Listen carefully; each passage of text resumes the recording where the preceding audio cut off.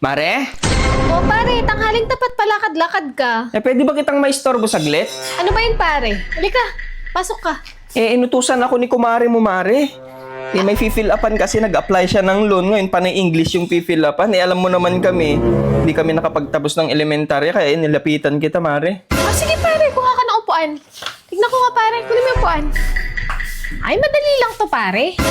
Sige, kunin mo yan. Ikaw lang magsulat at pangit yung penmanship ko. Sige, Mare. O sige, tanungin mo na ako pare. Mare, region. Region, yan yung tinatanong kung Catholic ba kayo, o born again, o iglesia. Catholic, Mare. O, isulat mo dyan. Dali lang yan pare. Ganito yung spelling niya, Mare. Oo, tama yan pare.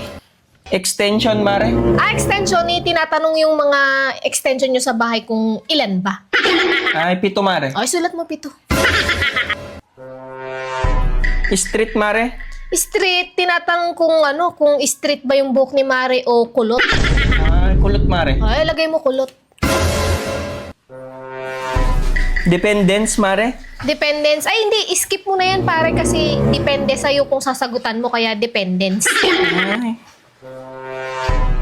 Tin number, Mare. Tin number, isulat mo 11. 11? Oo, kasi ang susunod sa tin, 11.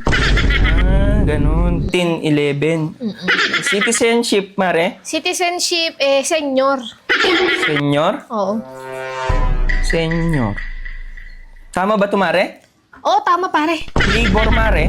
Ay, tinatanong kung nung nanganak si Mare kung normal ba o CS nung nag-labor. Ay, normal, Mare. Oo, sulat mo normal. Ma-approve na kayo dyan, pare. Hahatian nyo ba ako dyan, pare? Mare, huwag ka mag-alala. Basta ma-fill upan lang to ng maayos. Zip code, Mare. Ayan yung sa pinagtatrabahoan ni Mare kung ilan ba ang sip-sip na katrabaho niya, kaya sip code. 4 sila, Mare. Ay, sulat mo 4. Mga sip-sip kasi sila.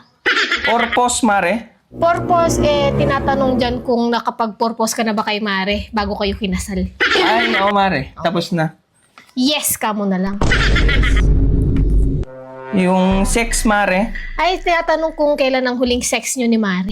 Kagabi, Mare. Ay, sulat mo last night. Last night. Yun lang naman, Mare. Uy, lang pala pare. Sigurado ma-approve yan, pare. Sige, Mare. Salamat, ha? Pare, yung hati ko dyan ha, pag Oo, na-approve yung loan nyo ha. Oo, wag ka mag-alala. Salamat, Mare. Sige pare, walang anuman. English major ako eh.